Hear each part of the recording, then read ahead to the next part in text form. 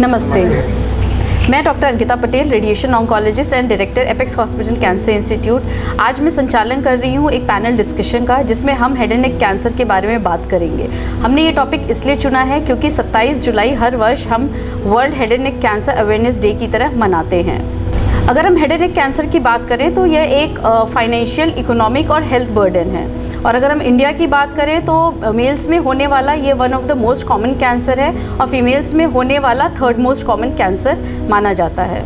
इसका अवेयरनेस ज़रूरी इसलिए है क्योंकि हेड एंड नेक कैंसर का कारण सभी को पता है, जो हमारे अभी स्पीकर्स इन्यूमरेट करेंगे।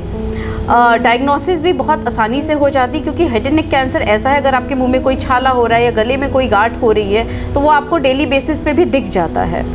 इसका इलाज भी बहुत मल्टी मोडालिटी से होता है, जिसमें कि surgery, radiation, chemo, immuno, targeted therapies, ये सारी चीज़ों का हम यूज़ करते हैं और इसका रिज़ल्ट भी बहुत अच्छा है। तो अवेयरनेस इसलिए ज़रूरी है क्योंकि early detection, complete treatment and treatment with in a defined span of time से बहुत अच्छा रिज़ल्ट आता है। लेकिन दुख की बात यह है कि हमारी सोसाइटी में जो कैंसर के डॉक्टर्स हैं, उनके पास जो हेड एंड नेक कैंसर के पेशेंट काफ़ी लेट स्टेज में आते हैं। काफ़ी बार वो सही समय पे पहुंच नहीं पाते और काफ़ी बार अनड्यू ट्रीटमेंट या ऑल्टरनेटिव ट्रीटमेंट के कारण बीमारी जो है वो बढ़ जाती है। तो आज हमारा जो इंटेंट है इस पैनल डिस्कशन का, अवेयरनेस फैलाना है।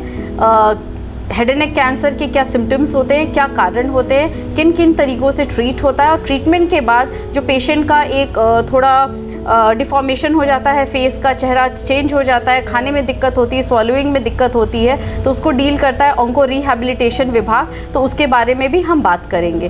तो हमारे पैनल में हैं डॉक्टर गौरव गोस्वामी, जो कि रेडिएशन ऑन्कोलॉजिस्ट हैं, doctor Neha Gupta madam, radiation oncologist, doctor Devendu Roy, onco rehabilitation consultant, doctor Deepak Kumar Singh, surgical oncologist, and doctor Akhil Sareen, head and neck onco surgeon.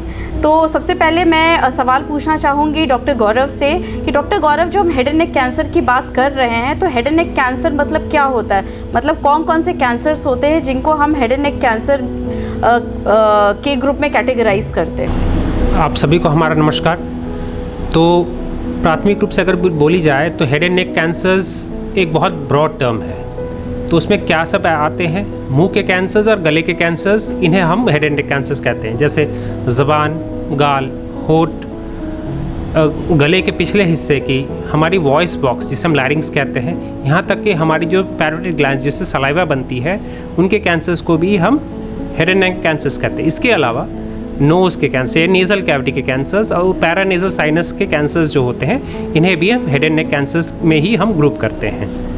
इसके अलावा भी कुछ रेयर ट्यूमर्स, रेयर कैंसर्स होते हैं, लेकिन उनकी उल्लेख बहुत ही मतलब नाम मात्र ही है। लेकिन ज़्यादातर हमारे गला और मुंह के कैंसर्स ही करीब 90-99% के कैंसर्स, उन्हीं को हम हेड एंड नेक कैंसर्स में ही मान के चलते हैं। तो thank you doctor Gaurav. Next question है मेरा डॉक्टर नेहा मैडम से, क्या कारण होते हैं हेड एंड नेक कैंसर के? Thank you doctor Ankita. जैसा कि डॉक्टर अंकिता ने अभी बताया कि head and neck cancers males में इंडिया में सबसे ज़्यादा कॉमन है, और कॉमन होने का जो कारण है, उसका कारण है कि तंबाकू जो है दो प्रकार में हो सकती है। एक तो स्मोकलेस फॉर्म में होती है, दूसरी स्मोक वाली फॉर्म में। स्मोकलेस फॉर्म में तंबाकू कई प्रकार से मिलती है, जर्दा, खैनी, गुटखा, ये सारी जो आते हैं ये स्मोकलेस फॉर्म हो गए। और अगर स्मोकिंग की फॉर्म में बात करें तो बीड़ी, सिगरेट, चुट्टा, हुक्का, ये सारे जो हैं स्मोकिंग फॉर्म्स होते हैं। दूसरा जो मोस्ट कॉमन कॉज जो है कैंसर का, मुंह के कैंसर का, वो है अल्कोहल। और अल्कोहल जो कि शराब का सेवन, और दोनों मिला के अगर हो जाता है, तंबाकू और अल्कोहल, तो इसकी कैंसर के होने की संभावना बढ़ जाती है। पिछले दो दशकों से या कह लें कि 3 दशकों से एक और मुख्य कारण होने लगा है कैंसर का, मुंह के कैंसर का, और वो है एक तरीके का वायरस, जो कि ह्यूमन पैपिलोमा वायरस है। और ये वायरस भी आजकल देखा जा रहा है कि उससे मुंह के कैंसर काफ़ी कॉमन हो रहे हैं। और सारे मुंह के कैंसर नहीं होते हैं इसमें कॉमन, पीछे के ज़बान के पिछला हिस्सा, जैसे कि जो बेस टंग हुआ या बगल में ग्रंथि होती है जिसको टॉन्सिल आम भाषा में बोला जाता है, या पीछे का जो अपना तालू होता है, इसके जो कैंसर होते हैं ये ह्यूमन पैपिलोमा वायरस से काफ़ी कॉमन हो रहे हैं। और इसका एक मुख्य कारण है ओरल सेक्स का ज़्यादातर होना। ये वेस्टर्न कंट्रीज़ में काफ़ी कॉमन है। अपने इंडिया में इसका जो प्रतिशत है वो अराउंड 15 to 20% ही है। तो ये 3 मुख्य कारण हैं कैंसर के, मुंह के कैंसर के। Thank you madam. तो अब हम आगे बढ़ते हैं सिम्टम्स के बारे में समझने के लिए और प्री मैलिग्नेंट। तो जो ओरल कैंसर होता है वो ओवरनाइट नहीं होता, ऐसा नहीं होता कि हम सुबह उठे और मुंह में कैंसर डेवलप हो गया। एक स्टेज के थ्रू होता है, डिस्प्लेजिया होता है, उसके बाद फिर मैलिग्नेंसी होती है, तो जिसको हम प्री मैलिग्नेंट कंडीशन कहते हैं, मतलब कैंसर होने के पहले की स्थिति। तो मैं डॉक्टर अखिल सरीन सर से रिक्वेस्ट करना चाहूँगी कि ये बताएं कि क्या सिम्टम्स होते हैं ओरल कैंसर के और प्री मैलिग्नेंट कंडीशंस कौन कौन से होते हैं और इनको कैसे डायग्नोस और कैसे ट्रीट किया जाता है। जैसे अभी स्टार्टिंग में ही इस हेड एंड नेक कैंसर्स के बारे में बताया कि किस किस जगह पे होता है, तो जिस जिस जगहों पे होता है उसी के हिसाब से लक्षण पाए जाते हैं। जैसे नाक, कान, गला, तीनों जगहों के जहाँ जहाँ पे कैंसर्स होंगे उस लिहाज से उसमें लक्षण पाए जाते हैं। आम तौर पे जो सबसे मिलता है वो मुंह में किसी भी तरह का छाला जो कि बहुत लंबे समय से वहाँ पे मौजूद हो, या उसमें कोई बदलाव आ रहा हो किसी भी तरह का, या साइज़ में बदलाव आ रहा हो, नेचर में बदलाव आ रहा हो, या कोई ब्लीडिंग आ रही हो, या दूसरी सबसे कॉमन चीज़ किसी भी तरह की गले में गांठ। तो ये सबसे आम तौर पे ये 2 चीज़ें जो हैं हम लोग आम तौर पे देखते हैं। इसके अलावा जिस जिस जगहों को कैंसर अफेक्ट करता है उस हिसाब से लक्षण होते हैं। जैसे नाक में अगर उस चीज़ को अफेक्ट करता है तो नाक में किसी तरह का ऑब्स्ट्रक्शन, रुकावट, नाक से ब्लीडिंग आने के चांसेस, नाक के रास्ते से ही कान में दर्द होने के चांसेस, इस तरह से।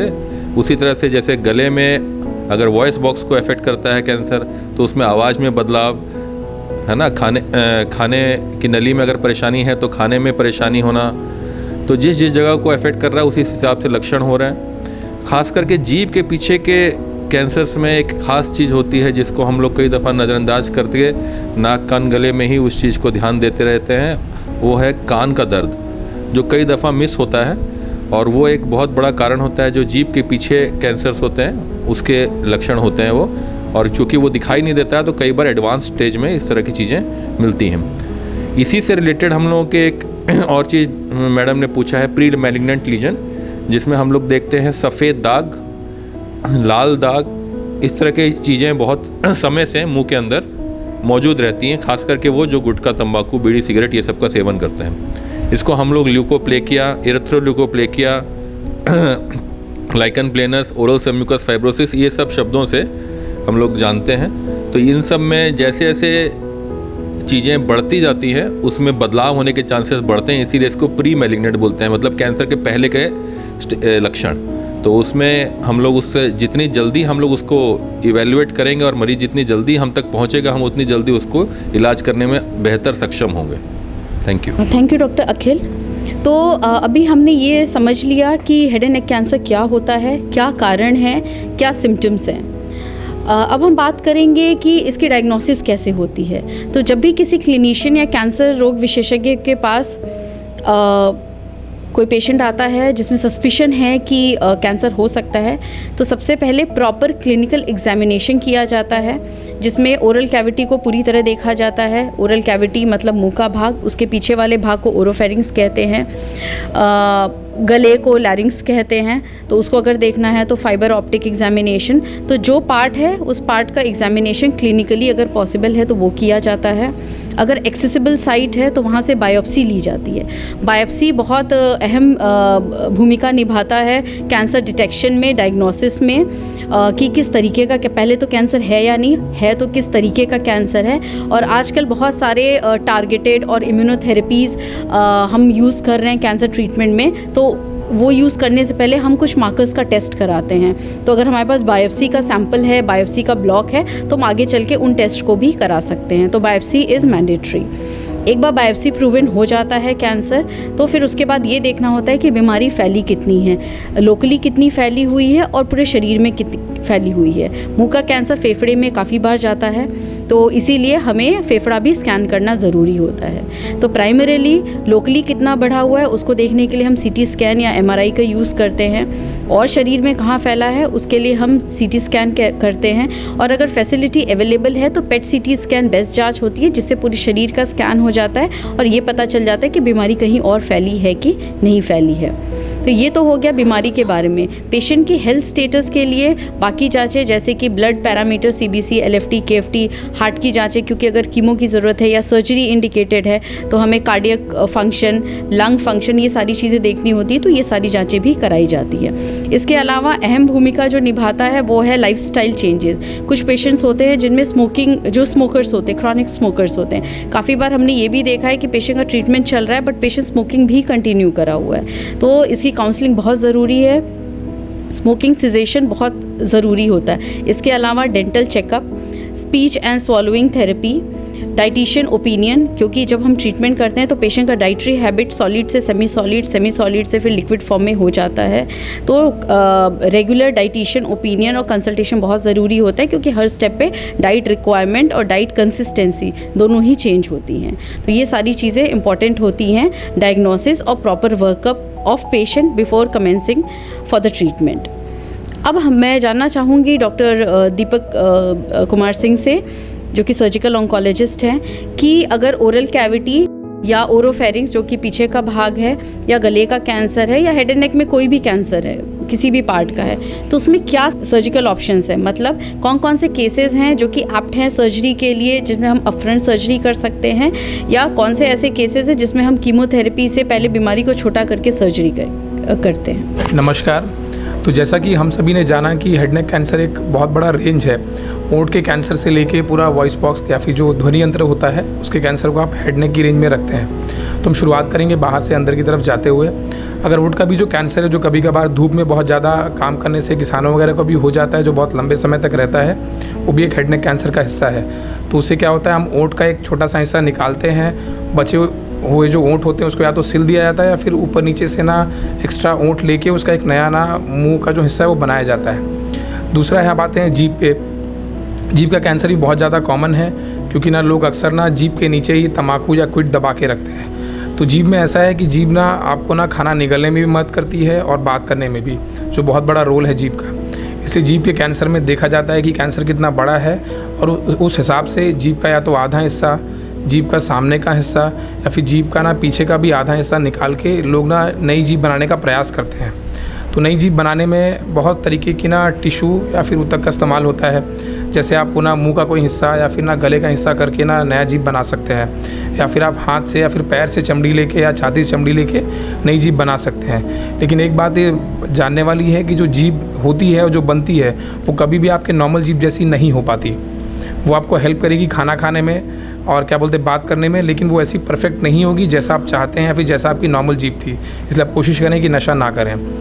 दूसरा है, उसके बाद अगर ना जो गले या फिर ना जो गाल का कैंसर होता है, जो दांतों के नीचे बगल से सट के भी कभी कभी छुप के आता है, तो उस कैंसर्स में हम या तो सिर्फ ना गले का सॉरी क्या बोलते हैं सुबह, ठीक है, गाल गाल गाल गाल हिंदी बात करें ना, तो जो गाल का कैंसर है उसके लिए गाल का अंदरूनी हिस्सा निकाला जाता है अगर कैंसर शुरुआती है। अगर कैंसर एडवांस हो गया है और उसने गाल की कुछ परतों को पकड़ लिया है और बाहर चमड़ी में आ गया है, तो उस केसेस में हम लोग को अंदर और बाहर दोनों का गाल का हिस्सा निकाल के एक आर पार गड्ढा जैसा बनाना पड़ जाता है, जिसके बाद बाहर और अंदर दोनों तरफ ना एक नई चमड़ी लगाई जाती है शरीर के किसी अपने हिस्से से।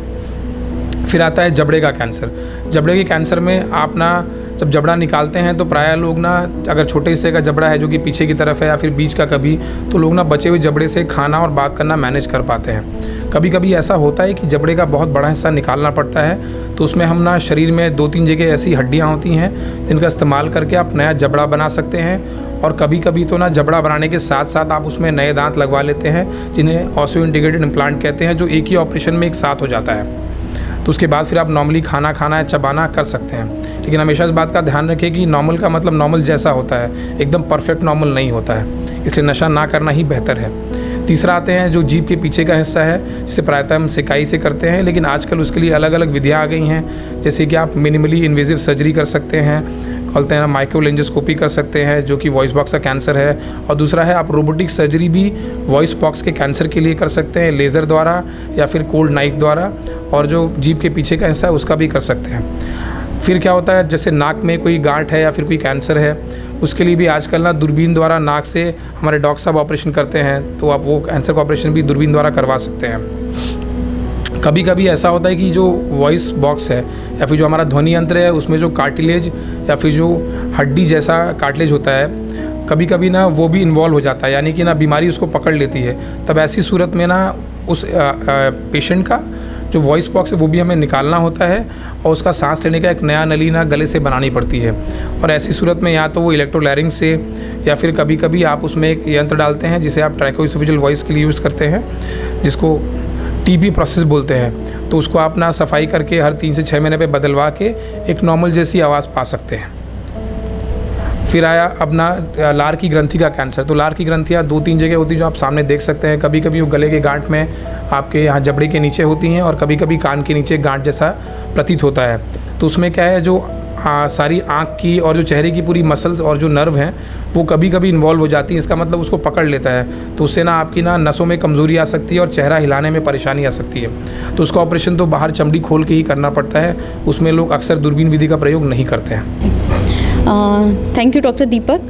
तो कैंसर ट्रीटमेंट में बहुत सारी एडवांसमेंट आ रही हैं, चाहे हम सर्जरी की बात करें, चाहे रेडिएशन की बात करें, या सिस्टमिक थेरेपी की बात करें। इंटेंट होता है कि जो कैंसर ग्रस्त टिश्यूज़ हैं उनका डिस्ट्रक्शन, उनका रिमूवल और नॉर्मल टिश्यू को बचाना, जिसको अगर हम सर्जरी पॉइंट ऑफ व्यू से बात करें तो मिनिमल इन्वेजिव या ऑर्गन प्रिजर्वेशन फॉर्म में हम अचीव करते हैं। तो मैं डॉक्टर अखिल सरीन से जानना चाहूँगी कि हेड एंड नेक कैंसर में मिनिमल इन्वेजिव सर्जरीज़ और ऑर्गन प्रिजर्वेशन का कितना और क्या रोल है? हाँ, जैसे अभी डॉक्टर दीपक ने शॉर्ट में बताया कि अभी कौन कौन से एडवांसमेंट्स आई हैं हेड नेक कैंसर्स को डील करने में, उसी में थोड़ा और डिटेल में बताते हुए कि उसमें फर्स्ट थिंग जो स्पेसिफिकली ये है कि ये किन जगहों पे हम लोग यूज़ करते हैं और कौन से स्टेजेस के लिए हम लोग इसको रिज़र्व रख सकते हैं। तो इसमें इम्पॉर्टेंट क्या है कि कुछ ऐसे इनएक्सेसिबल एरियाज़ होते हैं जो आसानी से पहुँचे नहीं जा सकते हैं,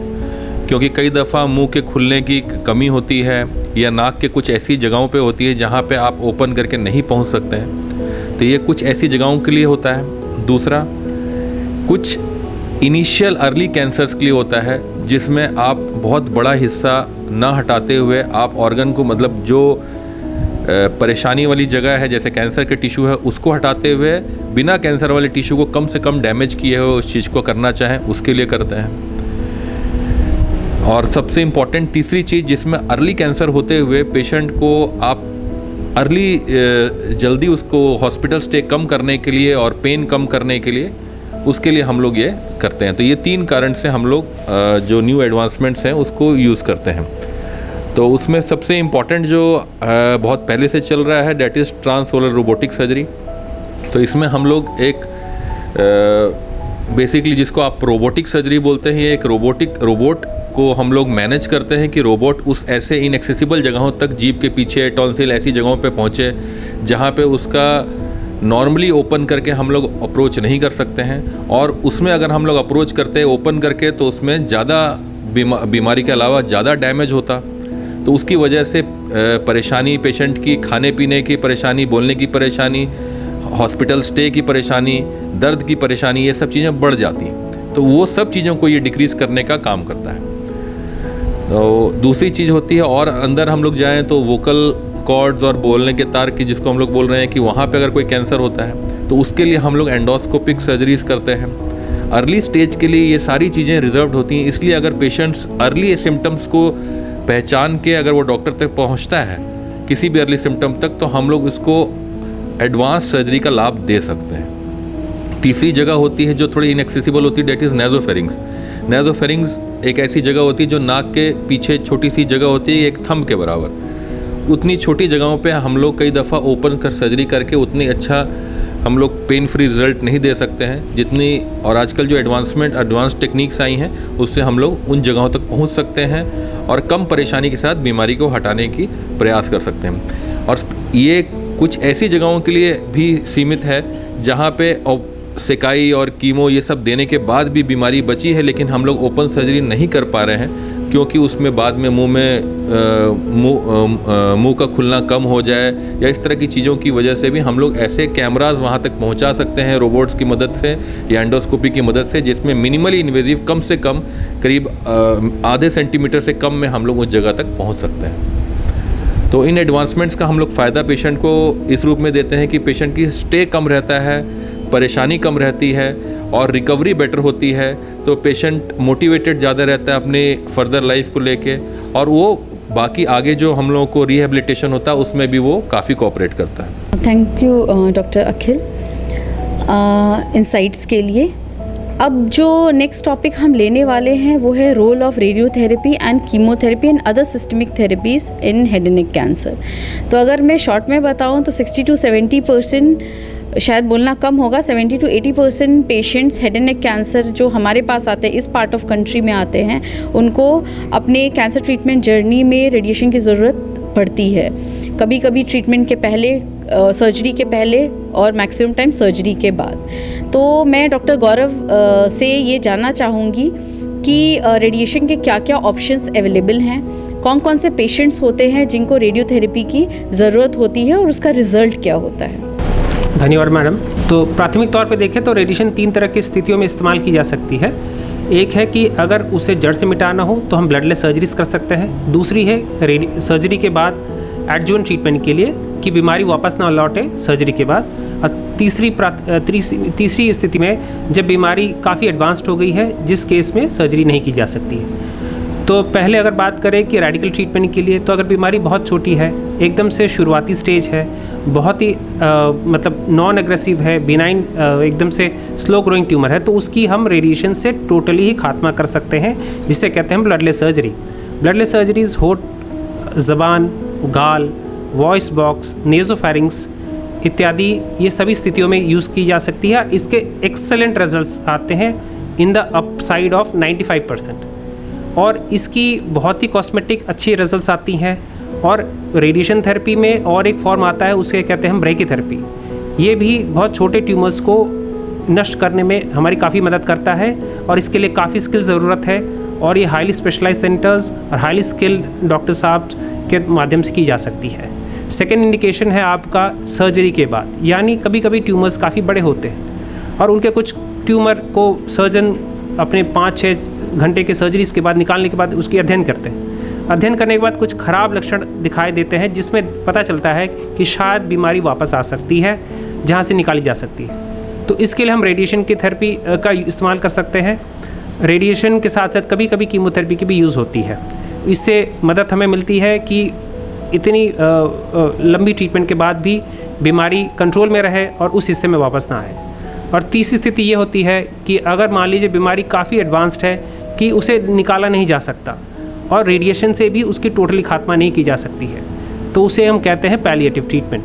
तो पैलिएटिव ट्रीटमेंट काफ़ी छोटा ब्रीफ होता है, जिसमें हम कम समय में हाई डोसेस दे सकते हैं, जिससे मरीज़ों के लक्षण जैसे दर्द, ब्लीडिंग, सूजन, खाने की तकलीफ़, ये सब चीज़ों पे कंट्रोल की जा सकती है। सो अगर देखें तो रेडिएशन एक मल्टीपर्पज़, एक काफ़ी ही एक कॉस्ट इफ़ेक्टिव थेरेपी है। परसों दिन ही एक यूके के पेपर में एक एमपी यानी उनके elected member of the parliament में उन्होंने स्पीच कही है कि रेडिएशन को उन्होंने एक सिल्वर बुलेट माना है। सिल्वर बुलेट का मतलब यह है कि वो बीमारी शरीर के किसी भी हिस्से में क्यों ना हो, लेकिन वो काफ़ी कारगर है। तो इसीलिए रेडिएशन एक मेन स्टे है, जिस कारण से मैडम ने कहा कि up to 70% of the patients को हम रेडिएशन से उसकी ट्रीटमेंट कर सकते हैं। Thank you doctor Gaurav. और रेडिएशन में मैं ऐड करना चाहूँगी, बहुत ही एडवांस मोडालिटीज़ आ गई हैं। हमने शुरू किया था कन्वेंशनल 3D CRT से, और अब हम IMRT, IGRT, VMAT, stereotactic radiotherapy से कैंसर का ट्रीटमेंट कर रहे हैं। तो हमने डिस्कस किया है अभी तक सर्जरी के बारे में, रेडिएशन, ये दोनों ही ट्रीटमेंट लोकल ट्रीटमेंट है, मतलब जिस पार्ट को देना उस पार्ट पे फोकस्ड है। लेकिन जैसा कि हम जानते हैं कैंसर टिश्यूज़ जो होते हैं वो ब्लड वेसल्स के द्वारा या लिम्फ नोड्स के द्वारा, लिम्फेटिक्स के द्वारा शरीर के दूसरे भाग में भी पहुंचता है। तो उसको डील करने के लिए हम सिस्टमिक थेरेपीज़ देते हैं। सिस्टमिक का मतलब जो पूरे सिस्टम में जाके काम करे, जैसे कि कीमोथेरेपी, इम्यूनोथेरेपी और टारगेटेड थेरेपी। तो मैं रिक्वेस्ट करूँगी डॉक्टर नेहा मैम से कि वो कीमोथेरेपी, इम्यूनोथेरेपी और टारगेटेड थेरेपी के बारे में आप लोगों को बताएं। और जैसा कि डॉक्टर दीपक ने कैंसर की सर्जरी के बारे में बताया, डॉक्टर गौरव ने रेडिएशन के बारे में बताया और डॉक्टर अंकिता ने ब्रीफ किया है कि कैंसर, मैं शुरू करने से पहले ये बताऊंगी कि कैंसर का जो ट्रीटमेंट होता है वो मुख्यतः उसके तीन मोडालिटीज़ होते हैं, जैसे कि सर्जरी, रेडियोथेरेपी और कीमोथेरेपी। तो सर्जरी और रेडियोथेरेपी जो है वो लोकल फॉर्म ऑफ ट्रीटमेंट है। जहाँ पे डिजीज़ है वहाँ पे सर्जन उसको जितना उसको आंखों से दिख रहा है या रेडियोलॉजिकली सीटी स्कैन से जितना भी डिजीज़ दिख रही होती है वो निकाल देते हैं। फिर बट जो दिख रहा है उसके नीचे भी बहुत सारा डिजीज़ पड़ा रहता है, जिसको कि माइक्रोस्कोपिक डिजीज़ कहते हैं। वो सूक्ष्म कीटाणु होते हैं कैंसर के, जो कि आंखों से नहीं दिख रहे होते हैं, ना आपको दिखते हैं ना हम लोग को, किसी को भी नहीं दिख रहे होते हैं, ना ही वो सीटी स्कैन या किसी भी प्रकार की इमेजिंग में पकड़ में आते हैं। तो जब सर्जरी हो जाती है उसके बाद ये जो माइक्रोस्कोपिक डिजीज़ रह जाती है वो, जैसा कि डॉक्टर गौरव ने बताया, वो रेडिएशन से उसको वहाँ पे हम लोग डायरेक्ट करते हैं और माइक्रोस्कोपिक कैंसर सेल्स को ख़त्म करते हैं, इस उम्मीद से कि अब कैंसर जो है जड़ से ख़त्म हो गया है, अब ये वापस नहीं आना चाहिए। बट कैंसर की बायोलॉजी बहुत ख़राब है, बहुत एग्रेसिव ट्यूमर्स होते हैं और स्पेशली जितने भी जबान के ट्यूमर्स होते हैं या नीचे के टॉन्सिल हो गए या हम लोग के जो लैरिंग्स के ट्यूमर्स होते हैं, ये इनकी फितरत होती है कि ये वहीं तक केवल सीमित नहीं रहते हैं। और इसका कारण ये है कि इनके जो लिम्फेटिक ड्रेनेज जो है जो वो बहुत रिच होते हैं, तो ये लिम्फ नोड्स में जाते हैं। लिम्फ नोड्स के बाद ये अपने पूरे शरीर में जाते हैं ब्लड के थ्रू। तो अब जैसा कि सर्जरी और रेडिएशन तो सिर्फ जहाँ पे कैंसर हुआ है वहाँ पे एक्ट करता है, बट अगर जो माइक्रोस्कोपिक डिजीज़ अगर पहले से पहुँची हुई है शरीर के अन्य हिस्से में, और जो कि सबसे ज़्यादा जो जाती है वो होती है फेफड़े में, लिवर में, बोन में। तो मुंह के जो ये कैंसर्स होते हैं ये मुख्यतः 3 जगह जाते हैं, बाकी के शरीर के अन्य हिस्से में भी जा सकते हैं, जैसे कि ब्रेन ट्यूमर्स, ब्रेन में भी जा सकता है। तो इन माइक्रोस्कोपिक कैंसर सेल जो वहाँ पहुँच चुके हैं उनको डील करने के लिए कीमोथेरेपी कारगर होती है।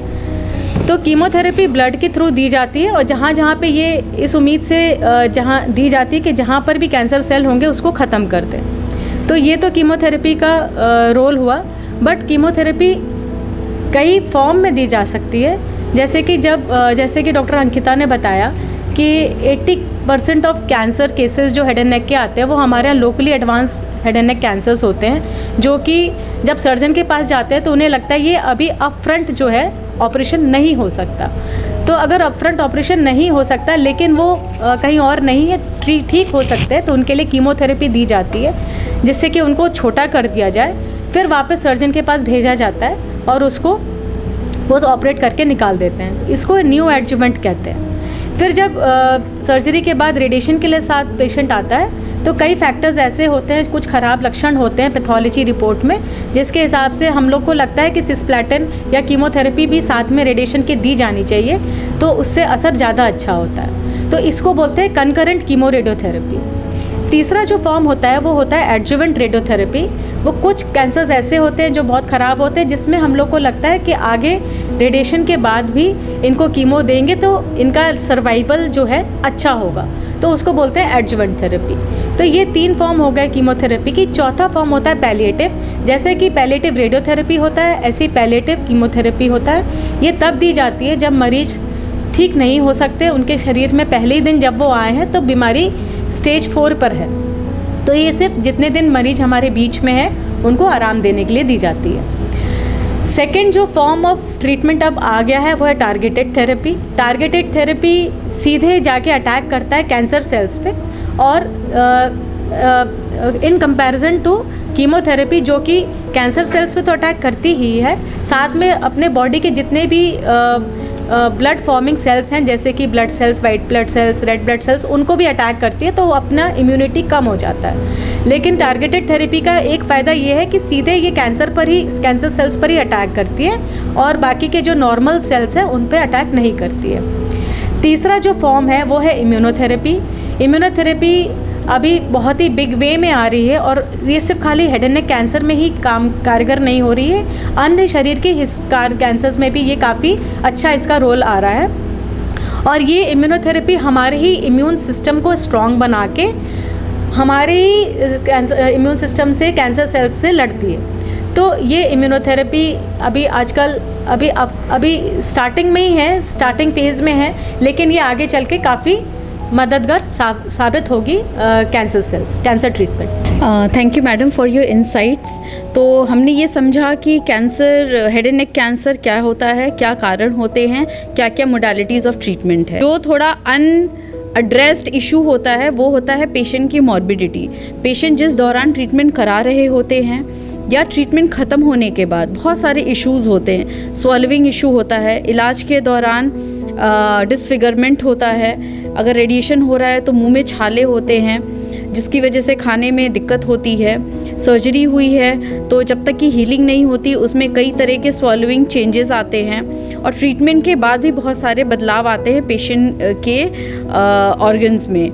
तो अब हम डिस्कस करना चाहेंगे डॉक्टर दिव्येंदु रॉय से, जो कि ऑन्को रिहैबिलिटेशन कंसल्टेंट हैं, जो कि ऐसे पेशेंट्स को एड्रेस करते हैं जो कि या तो ट्रीटमेंट करा रहे हैं या करा चुके हैं। तो आगे की बातें हम इन्हीं से समझते हैं। Thank you madam. जैसे कि सब लोग ने डिस्कस किए कि कैंसर के जो मेन ट्रीटमेंट है surgery, radiation, chemotherapy, immunotherapy, targeted therapy, इसके बारे में सभी लोग हम लोग बहुत चर्चे करते हैं। बट पहले ये सवाल हम लोग के दिमाग में आता नहीं है कि लोग इतने क्यों डरते हैं कैंसर से।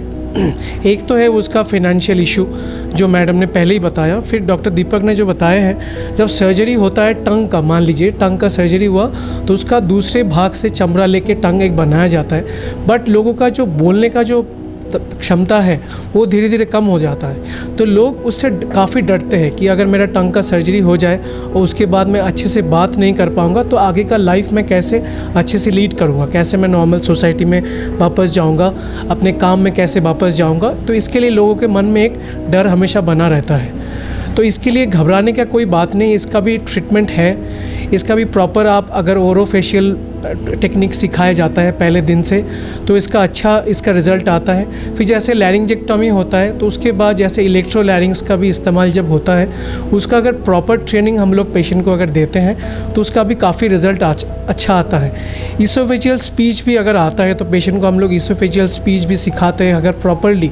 ऐसे नहीं कि उसको खाली बोले कि आप बस इलेक्ट्रोलैरिंग्स यूज़ कीजिए तो वो कभी अच्छे से बात नहीं कर पाएगा। उसका भी प्रॉपर टेक्निक्स है, उसको हम लोग अगर पेशेंट को प्रॉपरली सिखाएंगे तो उसका भी काफ़ी अच्छा रिज़ल्ट आता है। इसके बाद जो आता है, जैसे डॉक्टर गौरव ने बताया है कि रेडिएशन थेरेपी को एक सिल्वर बुलेट टाइप का कहा जा रहा है। तो इसका रीज़न ये है कि एक ब्लडलेस सर्जरी है, तो कोई भी सर्जरी के बाद हमारे शरीर में काफ़ी तरीके का साइड इफ़ेक्ट्स आता है, तो उसमें भी डरने का ज़रूरत नहीं है, क्योंकि उसका जो मेनली हेड एंड नेक में सर्जरी के बाद या रेडिएशन के दौरान या केमोथेरेपी के दौरान जो साइड इफ़ेक्ट्स आता है वो है मुंह का कम खोलना, जिसको हम लोग ट्रिस्मस कहते हैं, या मुंह का सूखापन जो काफ़ी लोगों को परेशान करता है। पेशेंट बोलते रहते हैं कि थोड़ा बात करता हूँ तो लगता है कि मुंह सूख रहा है, या खाना खाने में दिक्कत लोगों को होता है कि मैं सॉलिड खाना नहीं खा पा रहा, या सेमी सॉलिड खाना भी घोटने में परेशानी हो रहा है। यहाँ जिस जगह पे सर्जरी हुआ है वो सर्जरी के मार्क में बहुत तनाव जैसे महसूस होता है, या उस जगह पे सूजन भी काफ़ी समय रहता है। तो उसको भी अगर हम लोग प्रॉपरली ट्रीट किया जाए, या जिस साइड से आपका मान लीजिए टंग का आपका राइट साइड का सर्जरी हुआ है, या बक्कल म्यूकोसा का या जबड़े का राइट साइड का ऑपरेशन हुआ है, तो उस साइड का दाहिने शोल्डर का प्रॉपर तरीके से सर्जरी के बाद से अगर प्रॉपर पोस्चर हम लोग पेशेंट को सिखाएंगे, उसको कब सिखाना है कि कब आपको शोल्डर का मूवमेंट करना है। ऐसे नहीं कि पहले दिन से आप उसको ज़बान को मूवमेंट करना है, प्रॉपरली अगर उसको समझाना है कि किस तरीके से ग्रेजुअली आपका टंग मूवमेंट करेंगे, शोल्डर को किस तरीके से रखेंगे, कितना डिग्री तक उसको मूवमेंट करना है, कौन सा मूवमेंट आपके लिए मना है, कौन सा नहीं है, ये सबको पेशेंट को अगर सब अच्छे से समझाया जाता है तो इसका भी प्रॉपर तरीके से उपाय है।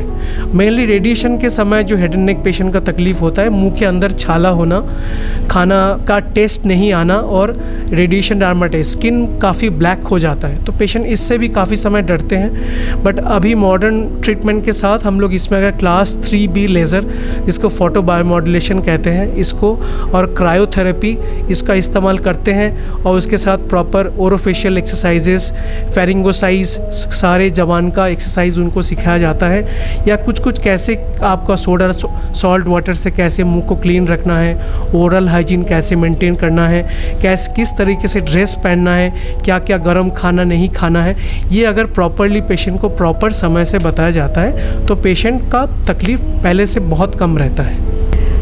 Thank you doctor Divyendu Roy. एक इशू हम लोग ने एड्रेस नहीं किया, वो है फाइनेंशियल टॉक्सिसिटी।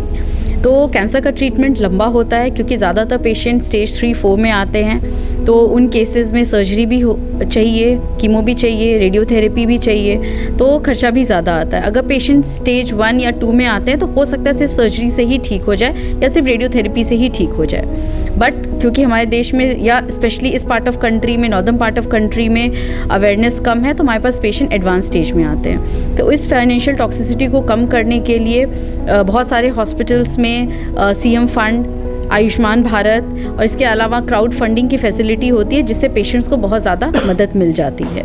तो हमने ये समझा इस पैनल डिस्कशन में, पहले तो मैं अपने पैनलिस्ट और स्पीकर्स को धन्यवाद देना चाहूँगी इनसाइट्स के लिए, और हमने ये समझा कि ओरल कैंसर क्या होता है, सिम्टम्स क्या होता है, कैसे डायग्नोसिस करनी चाहिए या होती है, क्या क्या मोडालिटी ऑफ ट्रीटमेंट है, क्या पिलर्स ऑफ ट्रीटमेंट है, और ट्रीटमेंट के बाद जो मॉर्बिडिटी होती है या लाइफस्टाइल में जो चेंज होता है या जो नेगेटिव इम्पैक्ट होता है, नेगेटिव बॉडी इमेज इम्पैक्ट होता है, उसको कैसे डील करना है, इसके बारे में हमने डिस्कस किया।